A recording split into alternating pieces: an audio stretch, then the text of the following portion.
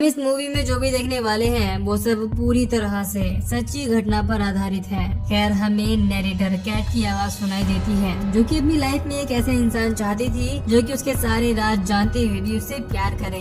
इसके बाद वो हमें 19 सितंबर 1988 के बारे में बताती है, जिस दिन ओलिवर नाम के एक आदमी ने इंटरनेट की हेल्प से साइमन नाम के एक आदमी से कांटेक्ट किया। फिर 10 दिन बाद वो दोनों आपस में मिले। इसके 12 घंटे बाद ही साइमन लोगों को मरा हुआ मिला। जब इस केस के बारे में पहली बार केट ने पढ़ा था तो वो बहुत ही ज्यादा घबरा गई थी, यहाँ तक कि वो दिन में भी नहीं सो पा रही थी। और क्योंकि वो अब ग्रेजुएशन कर रही थी, इसके लिए वो इसी केस पर थीसिस लिख रही थी। यहाँ पर हमें पता चलता है कि ओलिवर ने साइमन की बॉडी पार्ट को जिंदा ही खा लिया था। फिर कैट अपनी फैमिली से इस केस के बारे में डिस्कस कर रही होती है और हमें पता चलता है कि ओलिवर ने साइमन को उसकी मर्जी से बेहोश करके जिंदा ही खाया था। फिर ओलिवर साइमन का मीट खत्म होने के बाद दोबारा से पोस्ट डालता है कि उसके मीट का स्टॉक खत्म हो चुका है, इसीलिए उसे एक दूसरा आदमी चाहिए जो अपनी जिंदगी से ऊब चुका हो और मरना चाहता हो। यहाँ पर हमें पता चलता है कि जब ओलिवर अपने विक्टिम को मारता था तो वो उनकी वीडियो भी रिकॉर्ड किया करता था, इससे ये कंफर्म हो जाए कि वो किसी के साथ जबरदस्ती नहीं करता था।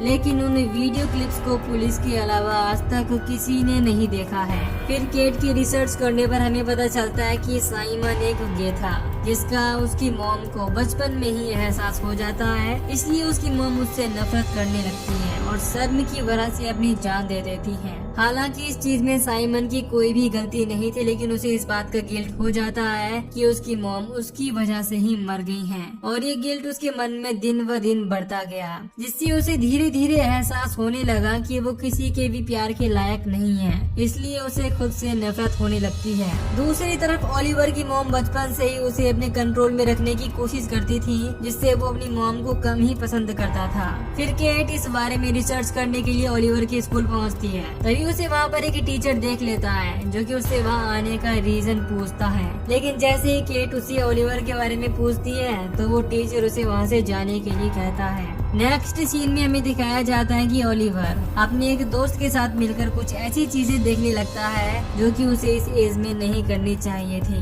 फिर प्रेजेंट में केट ओलिवर के बारे में ज्यादा जानने के लिए उसके टाउन पहुंचती है और वहां पर हमें पता चलता है कि ओलिवर बड़े होने के बाद भी अपनी मॉम को प्यार करता था और उनका ख्याल रख रहा था। यहाँ तक कि अब तक उसकी कोई गर्लफ्रेंड भी नहीं थी, इसलिए उसकी मॉम का ख्याल रख रही उसकी पड़ोसन वहीं पर रहने के लिए कहती है। लेकिन ओलिवर इस चीज के लिए साफ मना कर देता है और कहता है कि मुझे कुछ समय के लिए ब्रेक चाहिए, इसलिए तुम अपने घर चली जाओ। हालांकि वो उसे समझाने की कोशिश करती है कि तुम्हें इस तरह अकेले नहीं रहना चाहिए, लेकिन वो कहता है कि मैं अकेला नहीं हूँ। इस दौरान खिड़की के बाहर हम उसी लड़की की झलक देखते हैं जो बचपन में उसका दोस्त था। इससे पता चलता है कि वो लड़का सिर्फ ओलिवर का एक वहम है, पर ओलिवर के बाद उसे पड़ोसन को लगता है कि वो अपनी मॉम की वजह से ऐसा बोल रहा है, इसलिए वो कहती है कि उनके होने न होने से कोई भी फायदा नहीं है, तुम्हें अपनी लाइफ में कोई ऐसा चाहिए जिससे तुम बात कर सको। इस पर वो कहता है कि मैं जरूर किसी न किसी ऐसे इंसान को ढूंढ लूंगा जो मेरे साथ रह सके। फिर पड़ोसन के जाने के बाद ओलिवर जब टीवी देख रहा होता है तो उसकी मॉम उसे आवाज लगाने लगती हैं क्योंकि उन्हें बहुत ही ज्यादा पेन हो रहा था। इसलिए ओलिवर जब उनके पास पहुंचता है तो वो उसे वापस से पड़ोसन को कॉल करने के लिए कहती हैं, क्योंकि पड़ोसन की दवाएं हमेशा मॉम को फायदा करती थी। फिर जब पड़ोसन दोबारा से आती है तो वो ओलिवर से उसका रूम देखने के लिए कहती है, क्योंकि वो उसके बारे में और जानना चाहती थी। इसलिए ओलिवर को ना चाहते हुए भी उसे अपना रूम दिखाना पड़ता है। फिर रूम में पहुँचने पर पड़ोसन ओलिवर से पूछती है कि बचपन में हम साथ में खेलते थे तो मैंने तुम्हें एक डॉल दी थी, क्या वो अब तक तुम्हारे पास ही है? इस बात पर ओलिवर कहता है कि मुझे नहीं पता ये मैंने क्यों किया, पर मैंने वो डॉल पूरी की पूरी खा ली थी। ये जानकर वो पड़ोसन काफी हैरान होती है। नेक्स्ट सीन में हम उसकी मॉम को देखते हैं जो किचन में होती है और उसे बेसमेंट से किसी तरह की आवाज सुनाई देती है, इसीलिए वो चेक करने के लिए बेसमेंट की तरफ बढ़ती है। कुछ देर बाद ओलिवर भी वापस घर आ जाता है, लेकिन आसपास अपनी मॉम को न देखकर वो काफी घबरा जाता है और पूरे घर में उन्हें ढूंढने लगता है और उसे उसकी मॉम बेसमेंट में भरे हुए पानी में गिरी हुई मिलती है। फिर चेक करने पर वो देखता है कि डूबने की वजह से उसकी मॉम मर चुकी है, जिससे अब ओलिवर पूरी तरह से अकेला पड़ चुका था। फिर वो अपनी एक रिलेटिव लेडी को कॉल करके अपनी मॉम के बारे में बताता है और दुखी होकर रोने लगता है। फिर वो लेडी उसे समझाती है कि अब समय आ गया है कि तुम छोटे बच्चे की तरह रहना छोड़कर एक आदमी बनो, बड़े बनो। इसके बाद ओलिवर वापस से बेसमेंट में पहुंचता है और देखता है कि वहाँ की लीकेज बढ़ रही है और इससे पहले कि बाहर निकल पाता वहाँ पर बहुत सारा पानी भर जाता है और उसे पानी के अंदर फिर से वही लड़का दिखाई देता है जो उसे अपने साथ आने का इशारा करता है। लेकिन इस बार ओलिवर उसके साथ नहीं जाकर अकेले ही आगे बढ़ता है। तभी उसकी आँख खुल जाती है और हमें पता चलता है कि वो सिर्फ एक सपना देख रहा था। इसके बाद हम साइमन को देखते हैं जो एक प्रोस्टिट्यूट लड़के को अपने साथ घर ले जाता है और इंटीमेट के दौरान उससे अपने बॉडी पार्ट्स को काटने के लिए कहता है। लेकिन वो प्रोस्टिट्यूट ऐसा नहीं कर पाता, इसलिए साइमन दुखी होकर बहुत ही बुरी तरह से रोने लगता है। ये सारी चीजें देखकर उसके साथ आया प्रोस्टिट्यूट काफी घबरा जाता है और वहाँ से चला जाता है। फिर हम प्रेजेंट में देखते हैं कि इन सारी रिसर्च को करने की वजह से केट को भी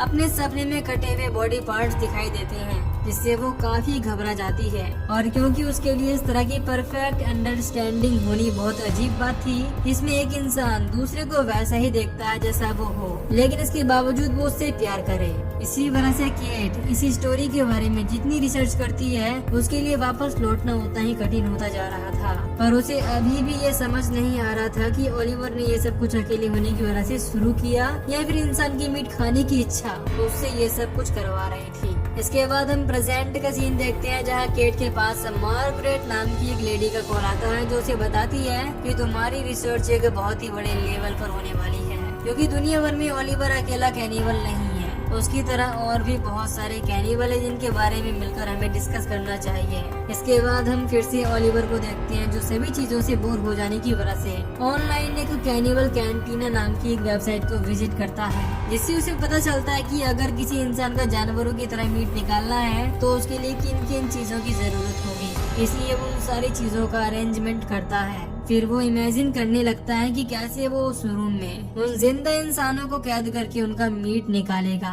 इसके बाद वो उस वेबसाइट पर ऐड डालता है कि उसे एक ऐसे इंसान की जरूरत है जिसे वो काट कर खा सके, इसलिए अगर किसी को भी इस चीज में इंटरेस्ट है तो वो मुझे मेल करे। इस दौरान वो ये भी लिखता है कि उसे सिर्फ सीरियस लोग ही मेल करें। इसके बदले में उसके पास बहुत सारे मैसेजेस आते हैं, इसलिए वो उनमें से एक आदमी को सिलेक्ट करता है और उसे घर बुलाकर उसकी बॉडी से मीट निकाल की तैयारी करने लगता है। लेकिन जैसे ही वो उसे बांध कर उल्टा लटकाने वाला होता है वो आदमी रोने लगता है और कहता है कि मैं ऐसा बिल्कुल भी नहीं चाहता, इसलिए मुझे आजाद कर दो। ये सुनकर ओलिवर उससे कहता है कि मैंने पहले ही कहा था कि मुझे सिर्फ सीरियस लोग ही चाहिए। इसके बाद मजबूरन ओलिवर उसे आजाद कर देता है। फिर हम देखते हैं कि ओलिवर की एड साइमन ने भी देखी थी, इसलिए वो उसे मेल करता है और कहता है कि अगर तुम सच में ये करना चाहते हो तो तुम्हें मेरे जैसे ही किसी विक्टिम की जरूरत है। हालांकि हम देखते हैं कि इस दौरान साइमन अपने बॉयफ्रेंड के साथ होता है, लेकिन वो अपनी लाइफ से संतुष्ट नहीं था, इसी वजह से वो ऐसा कर रहा था। यहाँ तक कि वो चाहता था कि ओलिवर अपने दांतों से उसकी बॉडी पार्ट को काट कर अलग कर दे,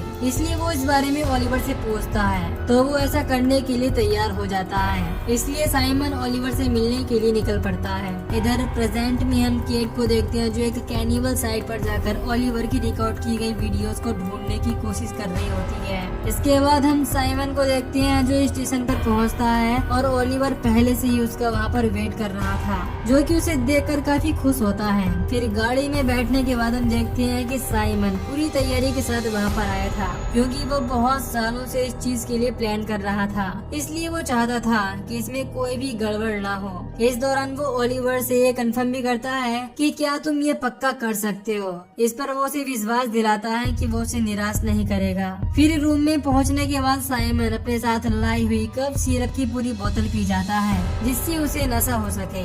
इधर प्रेजेंट में केट को रिप्लाई में एक मेल आता है जिसमें एक आदमी उसे बताता है कि मेरे पास ओलिवर का रिकॉर्ड किया हुआ वीडियो है, अगर तुम उसे देखना चाहती हो तो वो तुम्हारे एड्रेस पर पहुंच जाएगा। इसलिए केट उसे अपना एड्रेस सेंड कर देती है। इसके बाद हम ओलिवर को देखते हैं जो सारी चीजें रिकॉर्ड करने के लिए वहाँ पर एक कैमरा लगा देता है, जिससे अगर किसी को भी इस बारे में पता चले तो उसे सच्चाई का पता चल जाए कि ये सब जबरदस्ती नहीं किया गया है। हालांकि साइमन थोड़ा हैरान था कि कप की पूरी बोतल पीने के बाद भी उसे कुछ नहीं हो रहा था। इसके बाद उसे अपनी आंखों के सामने किसी की झलक दिखाई देती है और वो ओलिवर से खुद को वापस छोड़कर आने के लिए कहता है। इससे ओलिवर की उम्मीद पूरी तरह से टूट जाती है, इसलिए वो जाते जाते एक बार फिर से साइमन को भरोसा दिलाने की कोशिश करता है कि मैं ये कर सकता हूँ। इस पर साइमन एक और कप सिरप खरीदने के लिए कहकर गाड़ी में बैठ जाता है। वहीं केट के पास भी मेल आता है कि वीडियो तुम्हारे घर के बाहर पहुंच चुका है, इसलिए वो चेक करती है और उसे अपने दरवाजे पर एक पैकेट मिलता है।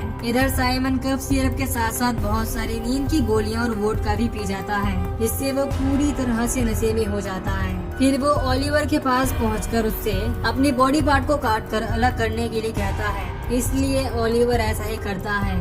इस दौरान हम देखते हैं कि ये सारी चीजें वीडियो में केट भी देख रही होती है, लेकिन उसके लिए ये देखना बहुत ही ज्यादा कठिन हो रहा था, इसलिए बहुत ही बुरी तरह से रो रही थी। इसके बाद हम देखते हैं कि ओलिवर साइमन का कटा हुआ बॉडी पार्ट पकाकर उसको खाने के लिए देता है और खुद भी उसे खाने लगता है। और क्योंकि साइमन को ब्लीडिंग हो रही थी, इसीलिए वो उसे पानी से भरे बाथ टब में डाल देता है। इस दौरान साइमन उससे कहता है कि अगर मैं सुबह तक जिंदा रहा तो तुम मेरे साथ रहना। फिर वो खुश होकर कहता है कि अब आपको शर्मिंदा होने की जरूरत नहीं है, क्योंकि मैं चीजों को ठीक कर रहा हूँ। इसके बाद ओलिवर कैमरा सेट करके साइमन को फिर से रूम में ले आता है और पूछता है कि क्या तुम चाहते हो कि मैं अभी तुम्हारा मीट निकालूं? इस पर वो उसे इस चीज की इजाजत दे देता है। हालांकि इस दौरान ओलिवर भी काफी घबराया हुआ था, पर फिर वो चाकू उठाकर लगातार साइमन के सीने पर वार करने लगता है, जिससे साइमन वहीं पर मारा जाता है। इसके बाद ओलिवर उसके शरीर के टुकड़े करने लगता है, जिसे देखकर केट पूरी तरह से टूट जाती है और वीडियो टेप को पूरी तरह से तोड़ देती है। नेक्स्ट सीन में हम देखते हैं कि ओलिवर फिर से वेबसाइट पर मेल सेंड करता है कि मेरा मीट खत्म हो चुका है, इसलिए मुझे और लोगों की जरूरत है जो अपनी लाइफ से बोर हो चुके हों और मरना चाहते हों। दोस्तों, इस मूवी की कहानी पूरी तरह से सच है, जहां ओलिवर बचपन से खून खराबी की मूवीज देखने और कंट्रोल में रहने की वजह से एक ऐसे मॉन्स्टर में बदल गया था जिसे इंसान का मीट पसंद था। जबकि दूसरी तरफ साइमन की मॉम उसके बचपन में ही उसके गे होने की वजह से सुसाइड कर लेती है, जो साइमन के लिए एक गिल्ट बन जाता है और उसके साथ साथ उसका गिल्ट भी बढ़ता जाता है। इसलिए वो खुद को इस गिल्ट से आजाद करने के लिए अपनी जान देने का फैसला करता है, क्योंकि उसे लगता है कि इससे सब कुछ ठीक हो जाएगा। यही वजह थी कि उसने खुद को खाने के लिए ओलिवर के हवाले किया था। और इसी के साथ ये मूवी यहीं पर खत्म हो जाती है। तो दोस्तों, अगर आपको इस मूवी की एक्सप्लेनेशन पसंद आई हो तो वीडियो को लाइक और चैनल को सब्सक्राइब कर दीजिए। बाकी मैं मिलूंगा आपसे न्यू वीडियो में। Till then.